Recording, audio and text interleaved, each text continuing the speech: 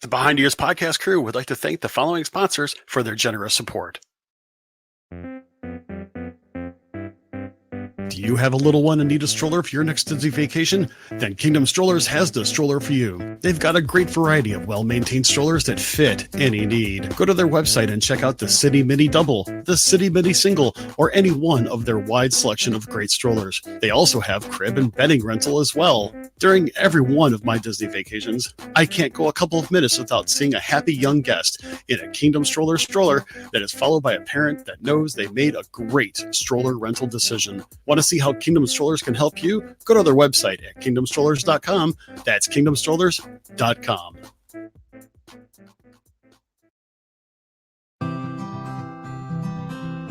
This is Mr. Chris, and I love a good cup of coffee anytime throughout the day. In fact, I like my coffee hot or cold, brewed in my single-serve pod coffee maker or at a French press. I even like my coffee both iced and even cold brewed. Regardless of how I decide to enjoy my Java, there is only one Java that I truly enjoy, and that is Expedition Roasters. Not only do I love their traditional brews such as Route 66 Tire Fix and Dark Side Roast, I love their flavors such as Bob Slitter's Brew, Charming Chocolate Cherry, and Happily Never After. To me, their coffees are never bitter, and I enjoyed every flavor I've ever tried. And did you know that Expedition Roasters also carries some of their flavors in decaf? They're perfect for that afternoon cup. You also have to check out their different teas as well, which are great, hot or iced. Behind Ears podcast listeners have 2 different coupon codes that you can use as well for when you stock up. Use EARS20 for 20% off that first order. Returning customers can use EARS10 for 10% off subsequent orders as well. When you're ready to enjoy the best in pop culture-inspired coffee and teas, check out expeditionroasters.com.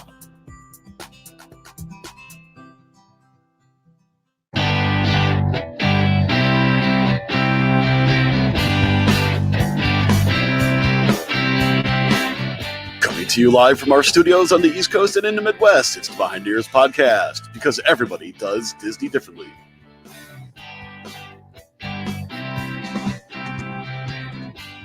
Hey everybody, greetings and welcome to another episode of the Behind Ears podcast. I am Mr. Chris, your host for this evening, and if all works out well, Uncle Danny will be back next week. That's right. Next week, we are hoping to have his triumphant return, and we are so looking forward to that. But before we begin, because I do have a couple of announcements, but one before we begin, and this is mainly because, let's face it, I just haven't had time to create a proper entry role for one of our wonderful sponsors, Mickey Adventures by Brandy.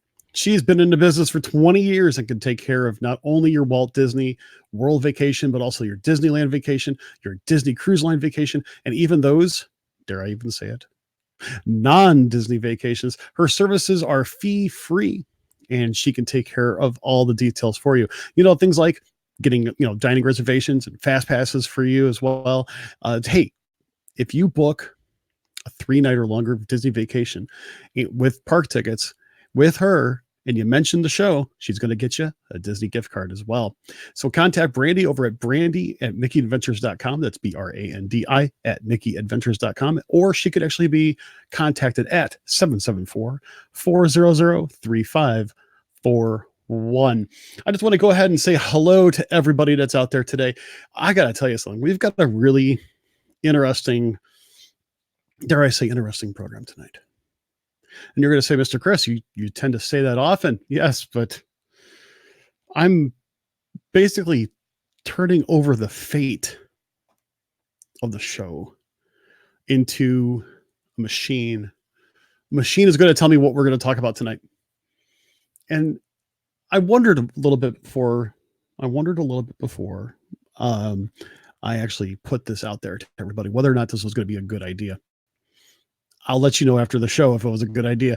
But basically what we're going to be doing is I've got a randomizer with topics that were provided by you, the wonderful people over at the Behind Ears Podcast Facebook page, as well as the WDW community page. And we're going to let it pick the topic. Oy, I don't even know why I'm going to be subjecting myself to this, but I'm going to do it anyway. Unfortunately, my screen share is not necessarily functioning as beautifully as I usually hoped.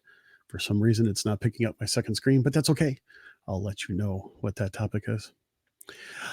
So let's go ahead and pick out our first topic. Are you ready?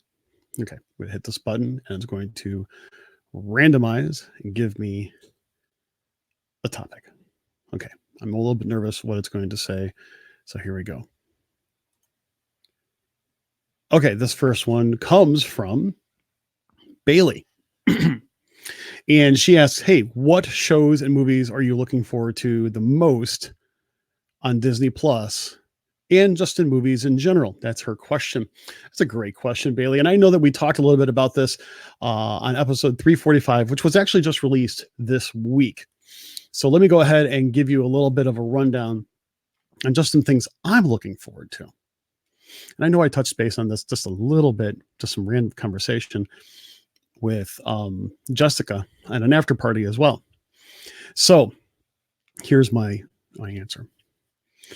I am looking forward to a lot of the original programming that is coming out. The new stuff like The Mandalorian. Yeah, I'm a Star Wars fan. Everybody knows this. I'm a big Star Wars fan. I'm not like super, I guess you could say, I'm not a super fan. Okay, but I do really love the series and love the genre. I'm a big sci-fi fan in general. Looking forward to The Mandalorian. I'm also looking forward to the Marvel Studios original stuff, such as Loki. There are Hawkeye and Winter Soldier, some other, some of the series that they're putting together. I bet you they're going to be really, really good.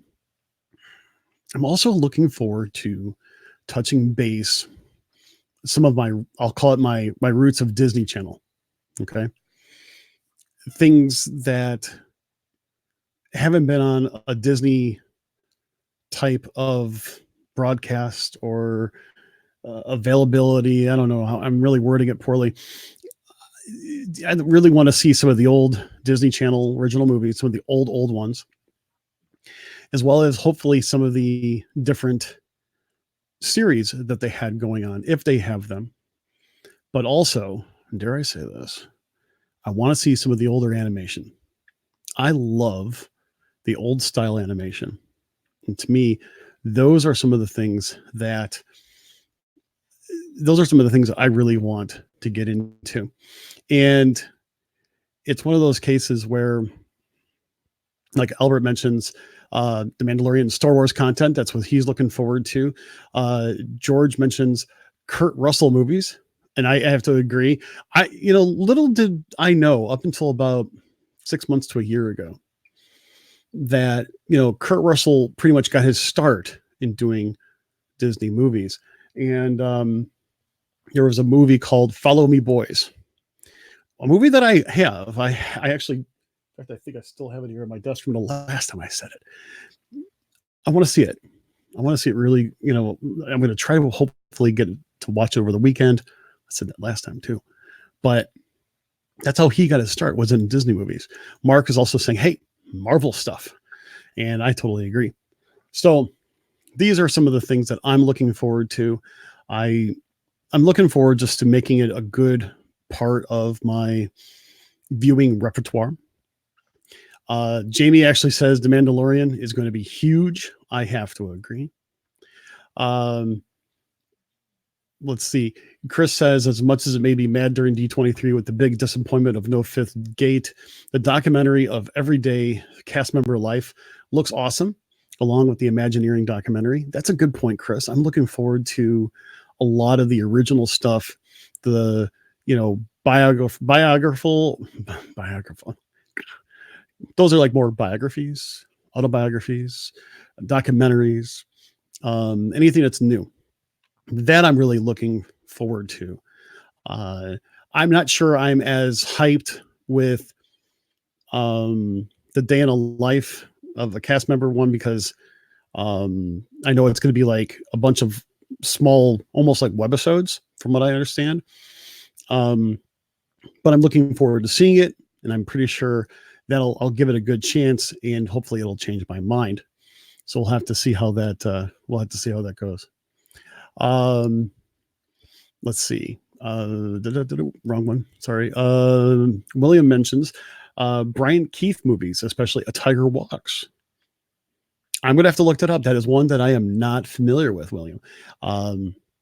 That's one of those things I'm looking forward to seeing new to me movies that may actually be vintage per se that I haven't seen. There's also a lot of the movies that were on like Turner Classic Movies that I never got to really see.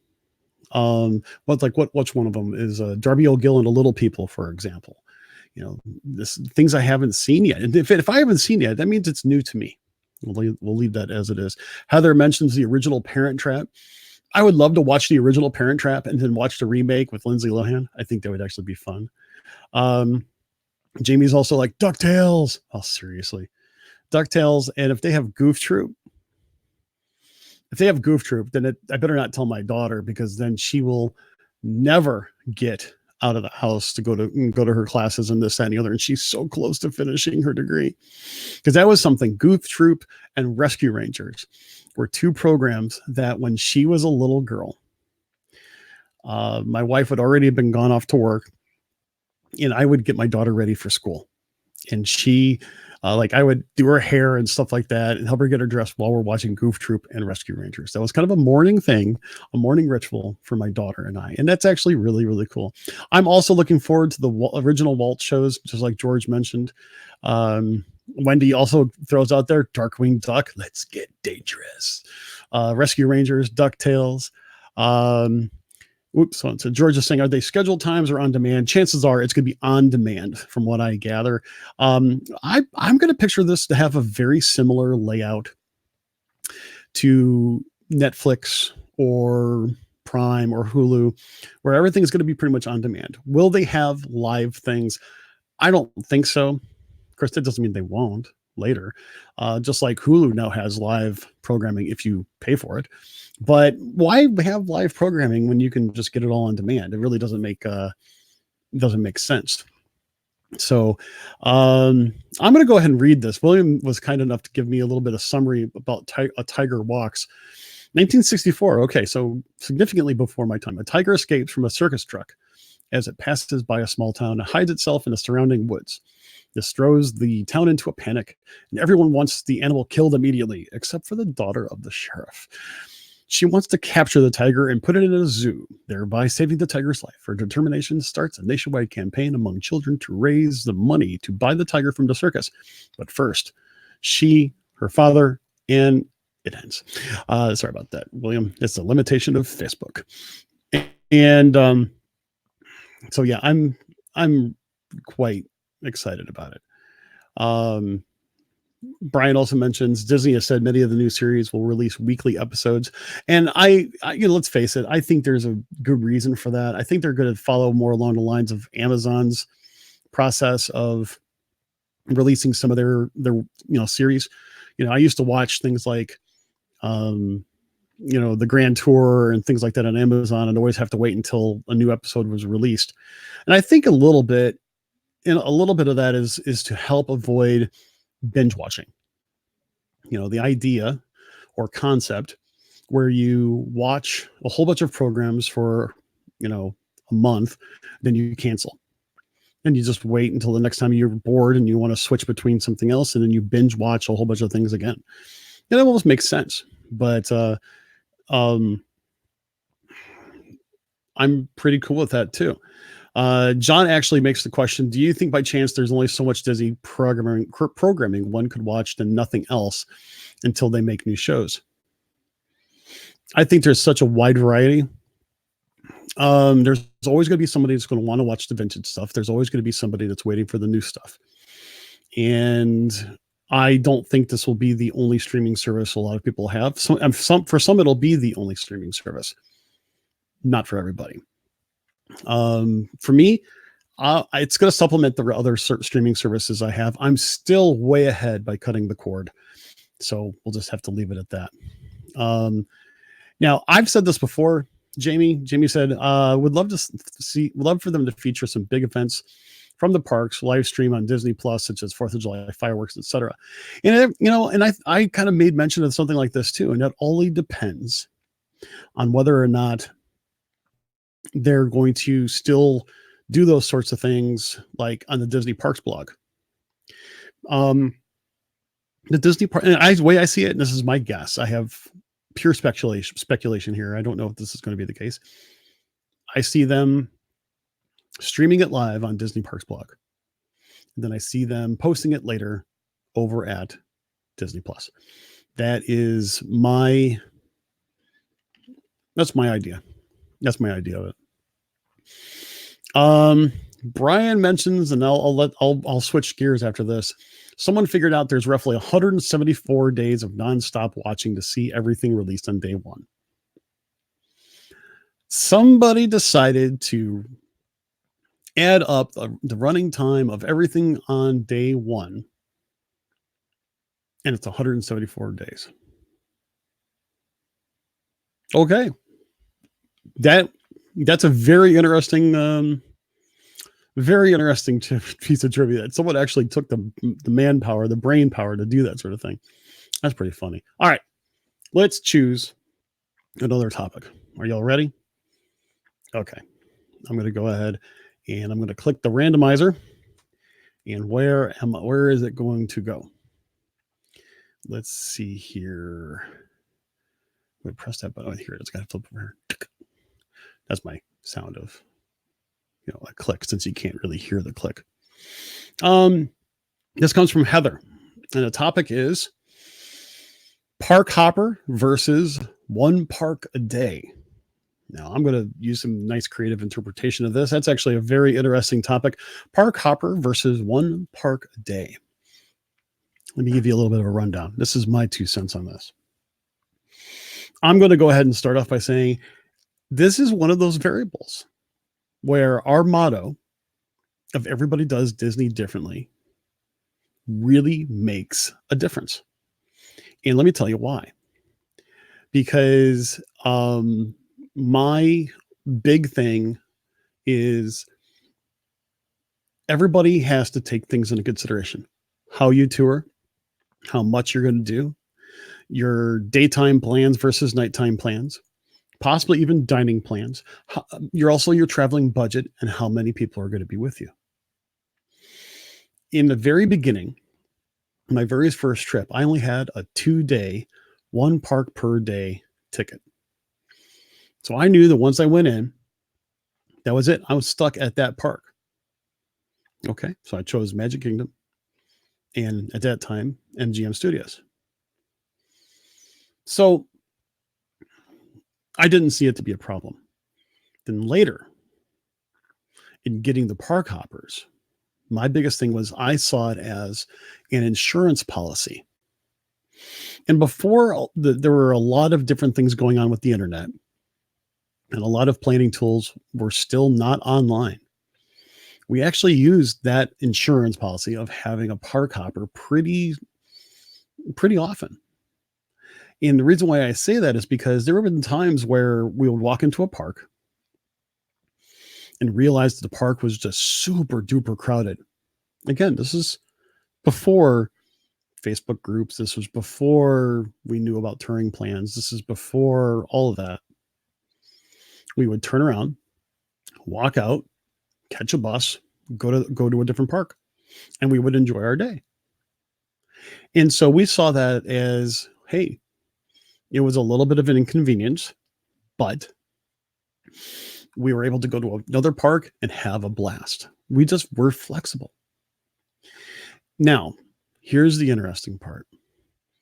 The last time that we took a family vacation, we only park hopped maybe 50, 60% of the time.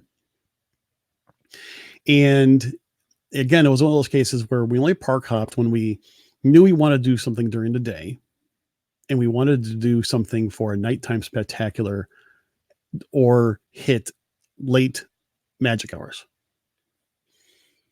So the fact of the matter is that it was still a part of our plan, but we really didn't use it as much as we used to.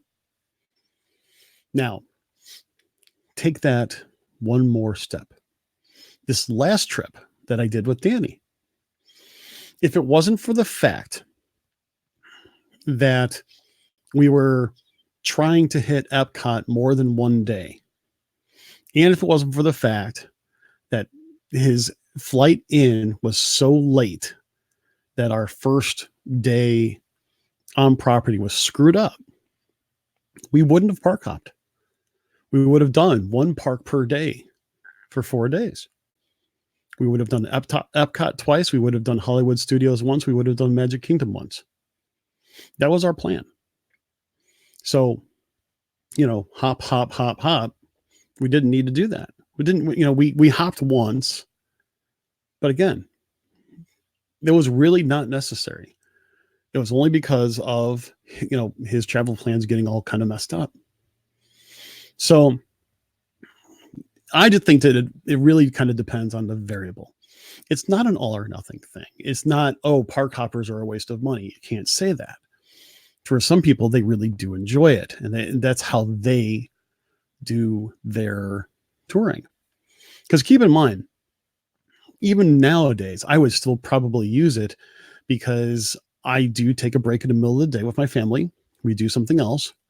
And then we may go to a different park or we may change plans. I like the flexibility. And sometimes value is found in the flexibility. It may cost more, but cheapest does not always equate to best value. That's my 2 cents on that. Let me go ahead and see what other people have to say about this. Gordon mentions, hey, for us, park hoppers, always to be flexible and spontaneous. Laura says, love the park hopper. John mentions 1 park a day in then 1 day of park hopping. Yep. Okay. Linda says, no problem. Yeah. Again, Linda says, no hoppers for us anymore. Okay. See, there's a case where her way of doing Disney has changed. So because it's changed and she feels like it's not necessary, she'll get to save that money. It's, it's a good way of looking at it. Brian makes a suggestion. First trip, don't hop. Not sure? Don't hop. Upgrade the ticket for the same cost if you hop. Have someone who has issues with crowds? No, but be ready to upgrade and hop. Brian takes a little bit of a hybrid approach if you think about it. He's basically saying save your money. Plan on not hopping, but if you have to, go ahead and upgrade. It'll probably be worth it then. That's a really good tip, Brian. And that's one that you don't normally hear of very often in the different, discussion groups. Now, keep in mind, kind of like what he mentions, if you upgrade the ticket, keep in mind it's better if you upgrade it in the beginning than in the end because you're going to pay the same price regardless. Just kind of keep that in mind. It's one of those things that it's one of those things that you can use wisely, but the sticker shock can hit you a little bit later. Chris mentions, he goes, as a local, he's also, he's an AP. He goes, I very seldom go to the parks for a full day anymore. I can honestly give up the park hopping part of the AP to save some money, but they don't offer that. That's kind of interesting, Chris. I mean, the idea that wonder if they would ever come up with an annual pass or a Florida resident pass, at least, that does not include park hopping. That would be kind of interesting. I bet you they would sell a lot of them. It's just really interesting. Jamie says, we tend to avoid the hopper on longer trips, but for really short trips, sure. Okay. That's actually kind of interesting. That's kind of cool. Short trips, I can see where, you need to be flexible. You need to make sure that you don't get stuck. It kind of makes sense. Longer trips, you have some more flexibility with time. That's a good way of looking at it. I mean, also, I think with shorter trips, you tend to have more planning done. It's a little more strict, a little more focused. You know what you want to do. You're going to plan it out accordingly. And 90% of the time, it's going to be just fine. So I see that as a good one to think of. Christine says, hey, not much of a park hopper. Okay. Jamie also goes to add, our adults trip this Thanksgiving is a hopper trip. Okay, good example. Going back to Christine, she says, the only time that we used park hopper was when we brought my niece and nephew down for their first time. And we were done at Epcot and they really wanted to see the Magic Kingdom. Other than that, we never have. Speaking of never have, Bobby says, hey, we've never hopped. Thinking about it for our next trip. A lot of good points shared here. I'm glad you're enjoying that and that you enjoyed that, Bobby. It's a good question. One that I think is a little bit easier than the other, the other perennial question of dining plan or no dining plan. But this is one of those cases where your overall plans will impact the way that you enjoy the parks. It's really kind of interesting to look at that. Let's see here. Let's see. Gordon basically mentions my ideal day is Magic Kingdom all day, monorail to Epcot for dinner, and then the fireworks. I like that. I mean, I would probably do the reverse though, depending on if I wanted to see Happily Ever After or Epcot Forever. Maybe I'll just have to do both. So we'll have to see how that goes. Let's see. So yeah. Okay. I'm going to go ahead and pick another topic from the randomizer. Okay. Click. All right. Oh, this is an interesting one. This one came up and it's from Joe. And he actually wrote this over at the WDW community page. And he says, hey, what are some things you normally do on nearly every trip that you'd be willing to sacrifice, either due to budget or time constraints? For me, I like the Festival of Fantasy Parade, and we catch it every time. But if we had time constraints for the day, I'd be willing to give it up. Wow, that's a really good question, because I will admit there have been times where I have sacrificed a certain attraction, a certain ride, a certain event, or even certain dining because our plans changed and we really wanted to do something differently. For example, there was a time that we were walking into Epcot and we were really looking forward to having dinner at the Garden Grill. Now, at that time, Garden Grill was one of our favorite restaurants. It was one that we've been to the trip before. Really loved it. This is our second time that we were going to go there. And this is before they actually had a cancellation policy for ADRs where you could just kind of walk away and never show up type of thing. We decided that because we were on the dining plan and we were eating so much, we just said, we just really can't do this. It was a free dining plan as well. And we kind of did the math. We're like, let's figure something else out for dinner. And we skipped it. So we skipped it because we didn't feel like doing something. It just didn't feel like having a big meal. There's also been times where we've skipped the parade because of other types of opportunities that would come up, or the fact that we would have a really hard to get fast pass of some sort. And, sometimes you just got to get the fast passes when you want, or, wait for the rides that you really, really want. But there will be times where if we don't get a fast pass for something, we won't get a chance to ride a particular attraction. So it's kind of like, if you finally get something for an attraction you haven't ridden in a couple of years and it's one of your favorites, you tend to move away from something that maybe else that you had planned, especially if you follow the rule of, tapping the app, sort of speaking, keep pushing the button on the app in order to, until something finally comes through. You're going to finally get something and you're like, okay, what am I going to sacrifice? What am I going to give up? Like a great example. I had, I think I had a Rock and Roller Coaster for our Hollywood Studios Day. Danny and I got invited to go to, no, I take that back. I had a fast pass for Soarin' during our Epcot or Magic Kingdom Day. We were going to go to Magic Kingdom, then go to Epcot, and then go back to Magic Kingdom. But instead, we went to Skyliner after Magic Kingdom, and that was great. Totally worth it. Totally worth sacrificing something that we would want to do. it's one of those cases where we've been to Disney enough times now where we're less concerned about hitting everything we really want and more concerned about the overall experience, if that makes sense.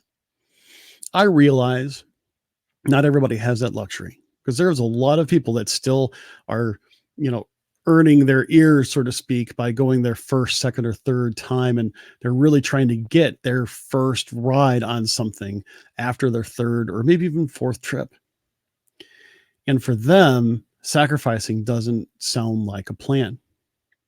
For me, it's a little bit easier. Again, I'm doing it differently. And it makes sense to, realize that there are things you can sacrifice. And I think right now, almost anything is sacrificial in my book, as long as it's something that's what's replacing it is going to be worthwhile. That's my 2 cents. So that is kind of what I would kind of go along those particular lines. So let's see. I'm going to go through what some people have to say here.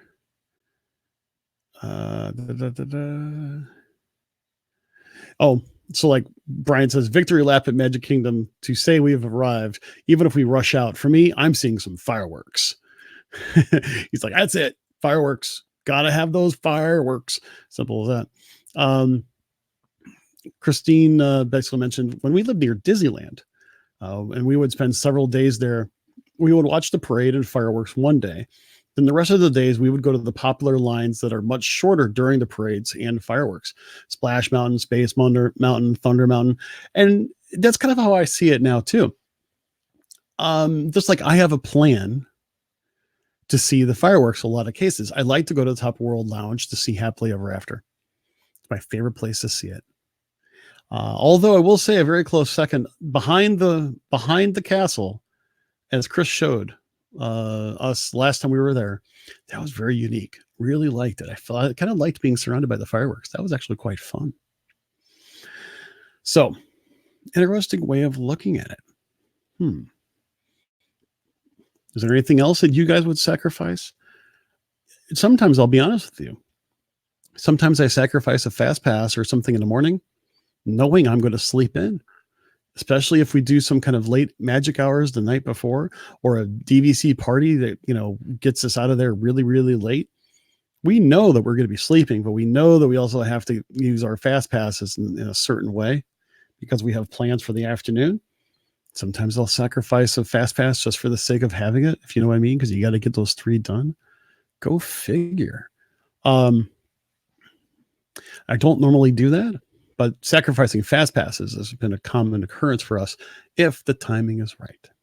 Christine also mentions one night this summer, I got to go on Splash Mountain 4 times during the fireworks. Wow. And the fireworks are actually really pretty cool if you get to watch them as you're going down Splash Mountain for the finale. That's actually quite fun. It's one of those things. Heather makes mention, hey, being lucky enough to visit parks almost every 2 years since 1984. And now living close to the magic, we take our time now around the parks and enjoy it for the ambiance, the fireworks, and people watch. That old people watch thing is really becoming more and more popular. It's actually a really cool way to just relax a little bit. And I think that's also one of the things. Do you want to sacrifice a ride to, get an ice cream bar, chill out for a little bit? It's one of those things. Also, Albert was actually commenting, nice fireworks show from the Magic Kingdom at 6:15 this morning on his drive to work this morning. That must have been fun. I would have sacrificed some sleep for that one. I'll tell you that right now. Stan says, hey gang. And so, hey, right back at you, Stan. How you doing? John actually says sacrifice a day at the parks to enjoy the resorts. I would say better yet, schedule in a non-park day in the middle to relax. Go to Disney Springs.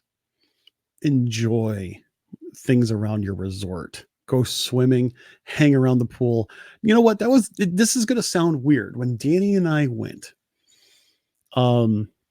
we had an early morning and we're just like, hey, we're going to chill out a little bit. I'm like, cool.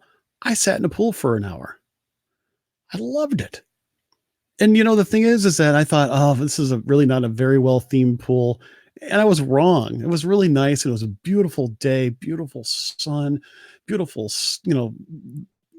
blue sky with just little puffy clouds.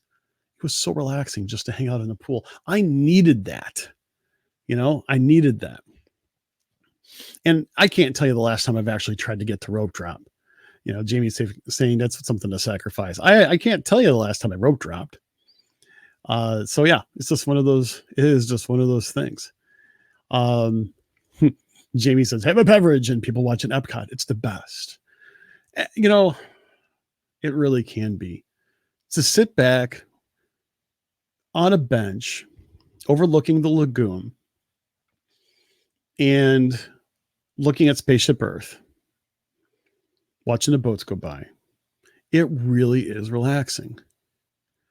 It is one of those things I really truly enjoy. Also, other things that you can do, like go see Yeehaw Bob over at Riverside. Go to some of the other, like the lounges at some of their other resorts. Some of them are really awesome and have live entertainment. Just do something different. Resort hop, whatever. Sometimes you just don't realize how much more there is there other than just the parks. I know that sounds sacrilegious, but you don't want to go home from your vacation feeling like you need a vacation. I've done that before. It's a sinking feeling. You finally get home on a Sunday and then you're like, crap, I gotta go back to work tomorrow. And I'm beat tired. And then people ask you, hey, how'd your vacation go? And you're like, I'm tired. And they're like, what?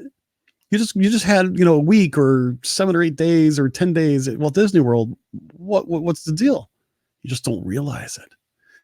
Sometimes you just have to look at it. By the way, for some of those other things, people are saying, Brian's like, hit a trivia night.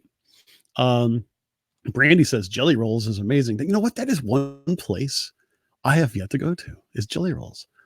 I really should give that a try. Nicole says take a tour.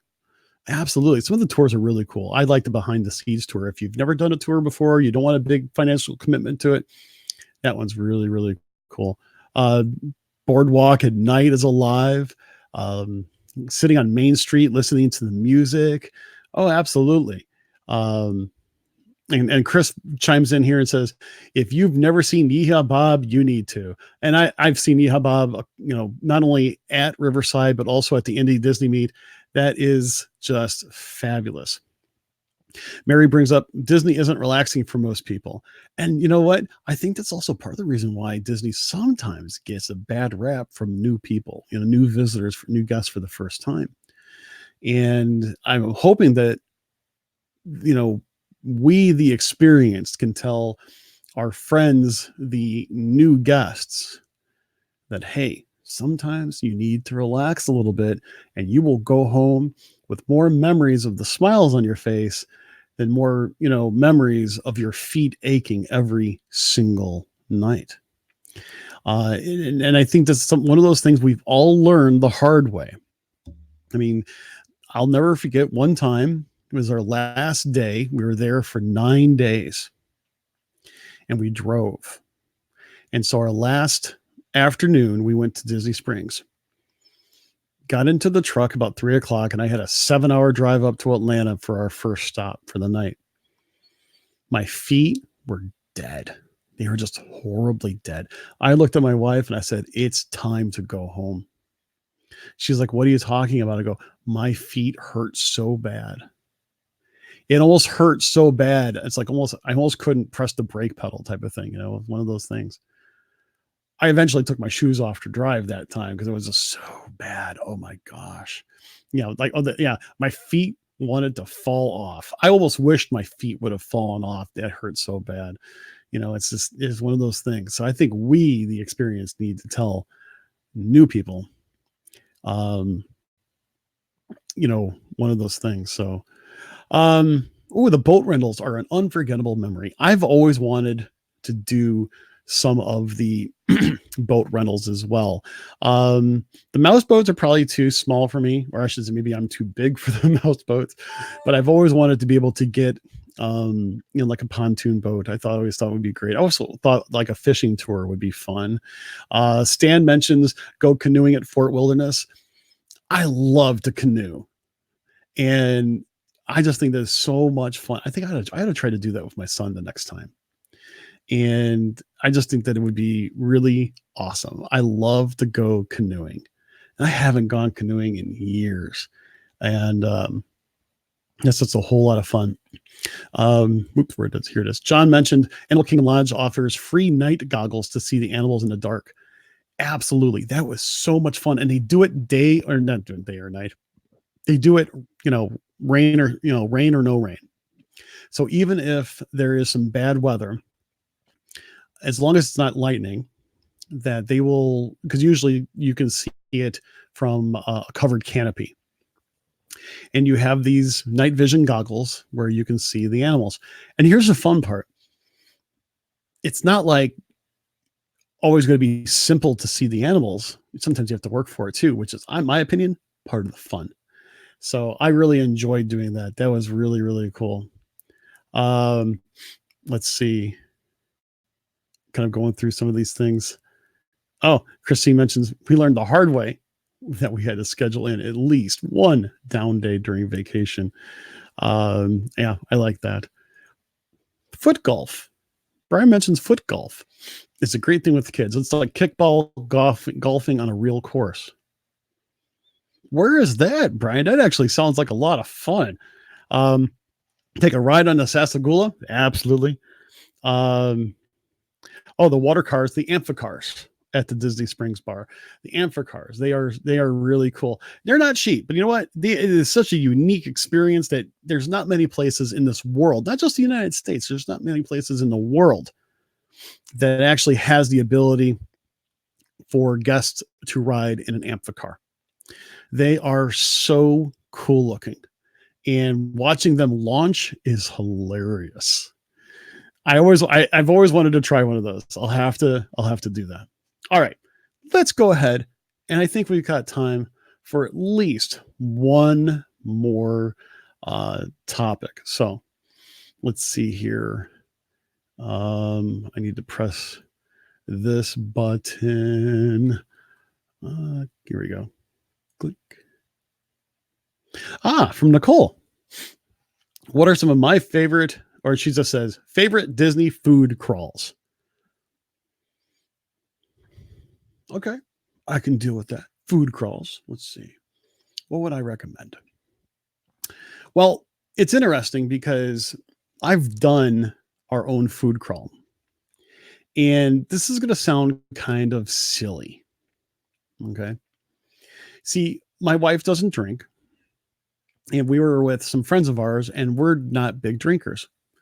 And instead of doing a monorail crawl, which usually has the connotation of going to the different lounges at the Grand Floridian, the Contemporary, and the Poly, we decided that for dinner one night, we were going to do a quick service crawl. Okay? Now, this is just something that we made up on our own. And we were going to do it on the monorail, which means, again, you have, the quick serve at the Contemporary and at the Poly and at the Grand Floridian. We first had to make a decision as to which place was going to be our designated spot for, which course of the meal. And that was actually quite difficult to decide. And we actually decided that, you know what? We weren't going to choose. We were going to have one meal at each. And instead of eating a full meal, we would get a couple samplings from the menu, including desserts, and we would split it among all of us. So you may have, I think there was 6 of us, and we would order 2 or 3 things, cut it up, eat some, continue on until we felt like, hey, this is good. And that was a lot of fun. we got to sample many more dishes than we normally would have. We didn't stuff ourselves at each spot. And I still say that that Captain Cook's at the Poly is underrated. It's smaller, but boy, I love that place for its sandwiches and stuff. It's just so good.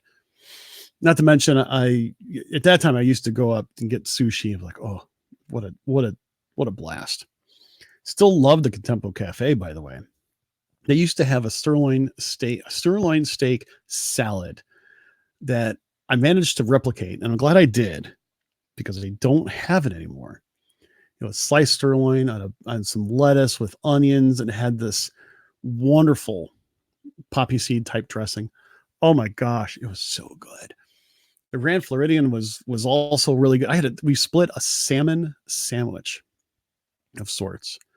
That was so tender. It was very flavorful. Really, really super enjoyed it. It was really, really cool. Brian brings up an idea kind of on the same keel, so to speak. He goes, a Skyliner food crawl for those little things only at the values. Not a bad idea. And of course, once the Riviera is opened, you can also stop there as well. I think that's actually a lot of fun. And actually, to tell you the truth, I think it's a great idea to be able to take the Skyliner from a park. You can go and hit a couple of the values, hit the Riviera, go back. I think that's going to be a nice, fun little midday food crawl, so to speak. I think that's cool. I think that's kind of cool. Stan believes that, hey, I can go for a quick service crawl. That's actually fun. Yeah. And George says, we did crawls before they were a thing. Pioneers. So here's the other thing. And Stan's like, yeah, it's sort of like a food and wine sort of thing. That's what we were trying to do. I mean, not on purpose, but each one of those particular eating establishments had different things that none of us tried. The Grand Floridian, I think, had some of the more interesting items. The Contempo, I think, the Contempo Cafe, that is, had some really nice dishes that were very hearty, very flavorful, a little more comfort food side. They had some pasta dishes that were just out of this world for a quick serve, I might add. And of course, we also had to get a Dole Whip over at the Poly. So, I mean, simple as that. I mean, you can do some of these things on your own, and you don't really have to plan all that much. And the nice part about it is, if you have a picky eater in your group, this may be something that you can do in order to help expand some horizons without necessarily a whole bunch of, a whole bunch of extra time, a whole bunch of extra food, or extra expenses, or extra waste, because none of us want to waste food either. It's kind of funny. Nicole says, I love Captain Cook's too. Usually end up at Trader Sam's though.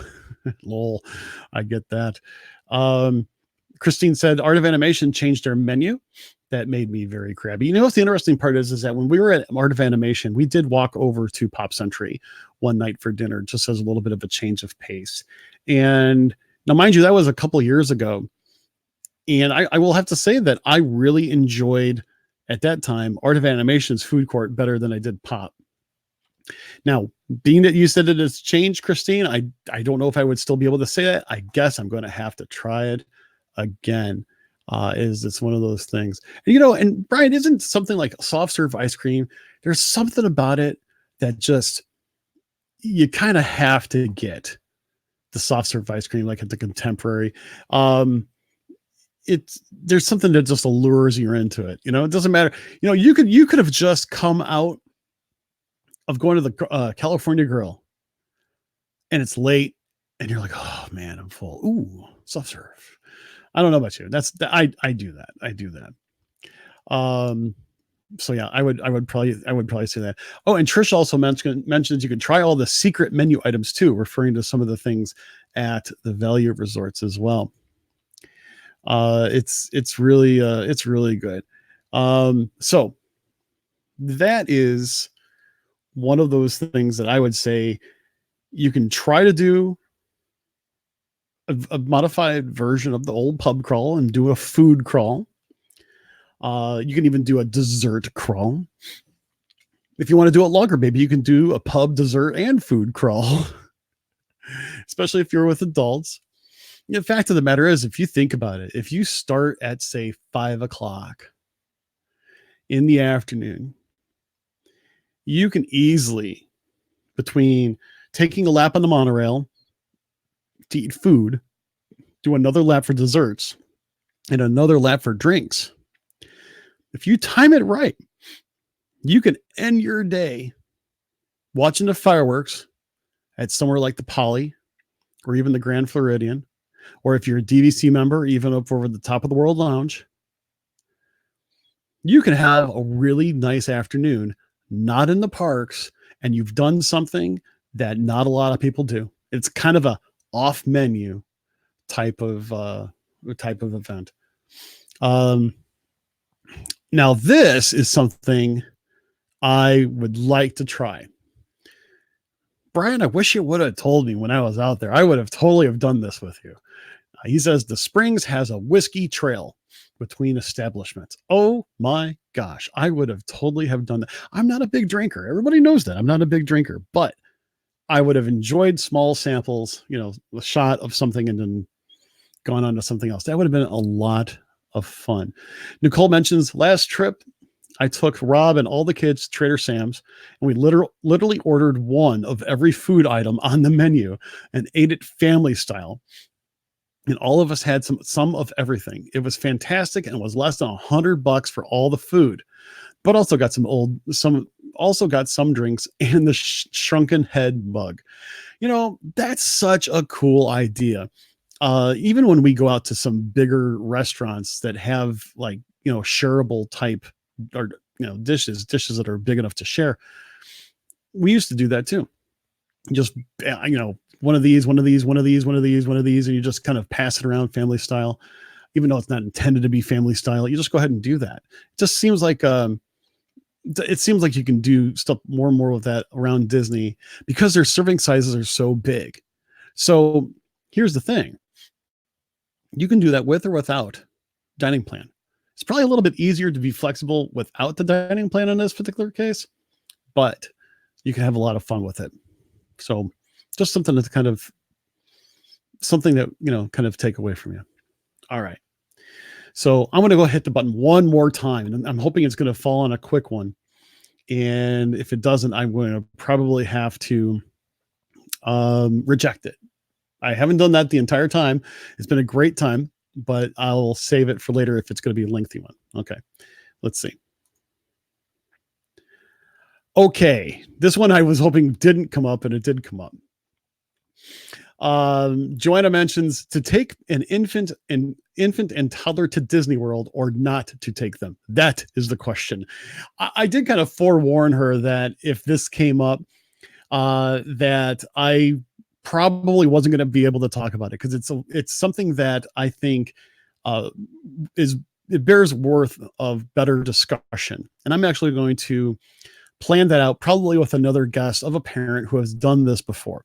I've done it both with, having my daughter being younger, my son being everywhere from an infant to a toddler and through his toddler years and so on.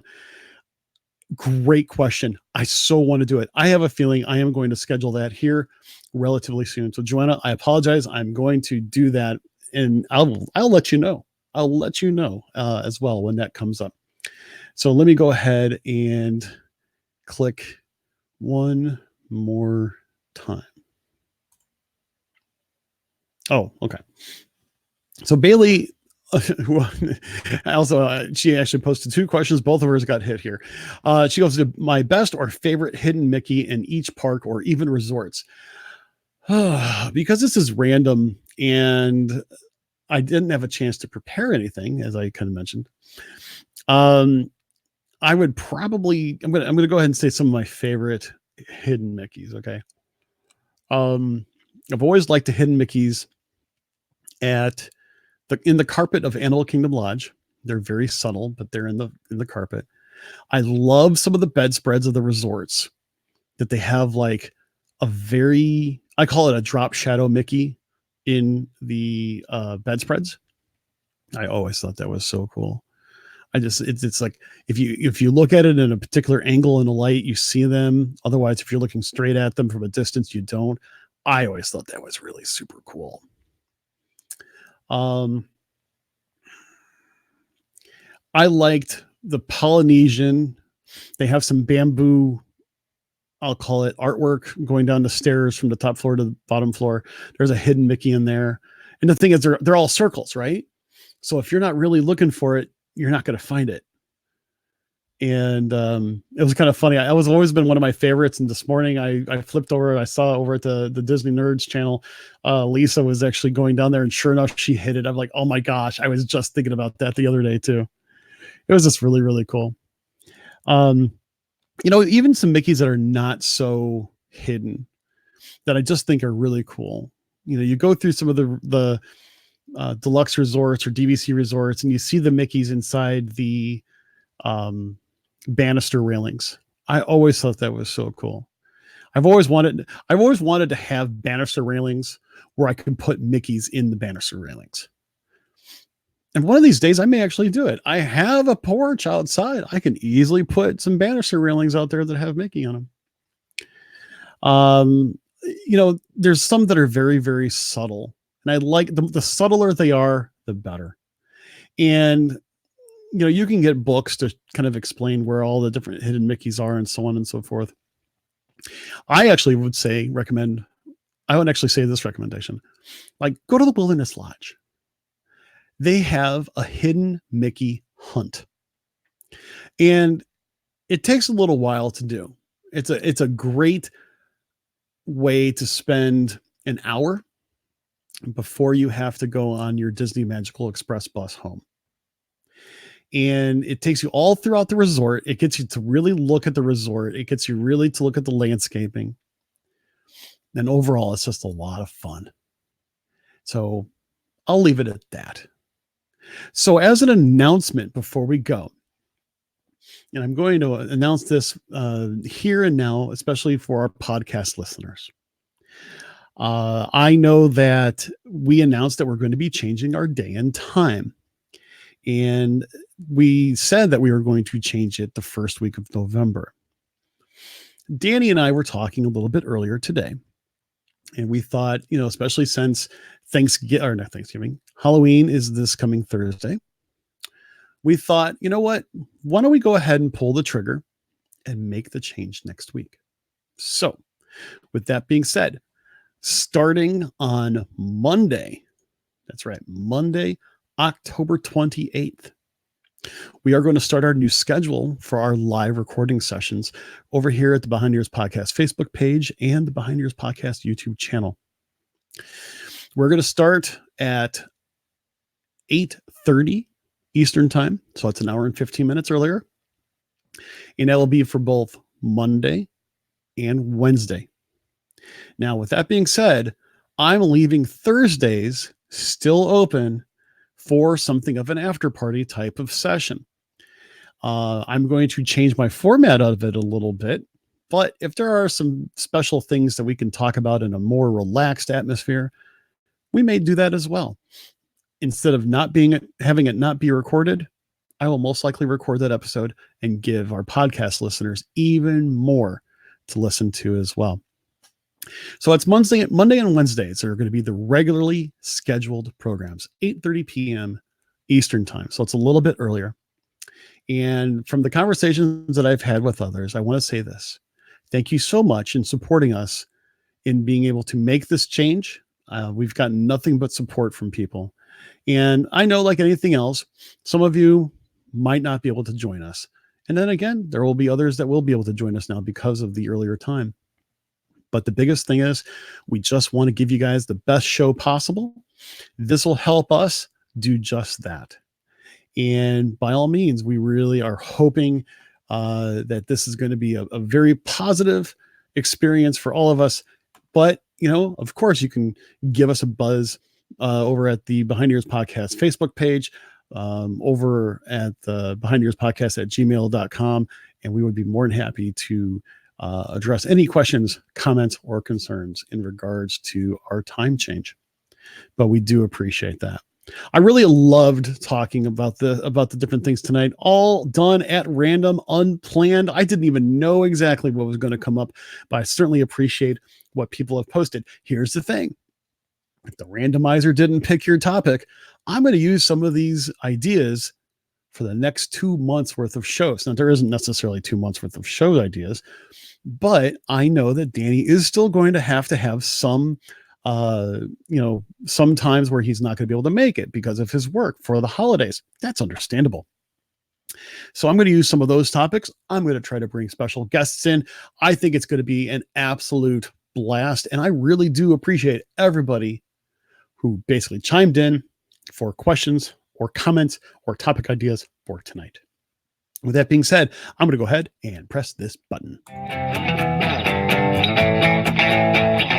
You heard the show, and we hope you want more. Well, feel free to join us over at our social media platforms. Instagram and our Facebook page can be found at Behind the Ears Podcast. Our webpage is behindtheearspodcast.net, and our email is behindtheearspodcast@gmail.com.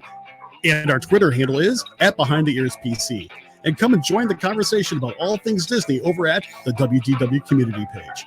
Don't forget to rate and review the show over at iTunes or Apple Podcasts, as it really helps us get the word out about the show. Also, don't forget to subscribe to the show on iTunes or Apple Podcasts or the Podbean app. Also, you can listen to us on Stitcher Radio, iHeartRadio, TuneIn Radio, and via Alexa and Google Home.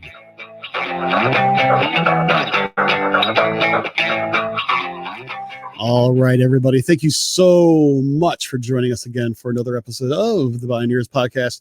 I am so glad that you guys were able to join us tonight. And as I said, we're going to start our new schedule next week. And for our podcast listeners, we will still be releasing the shows on Tuesdays and Thursdays.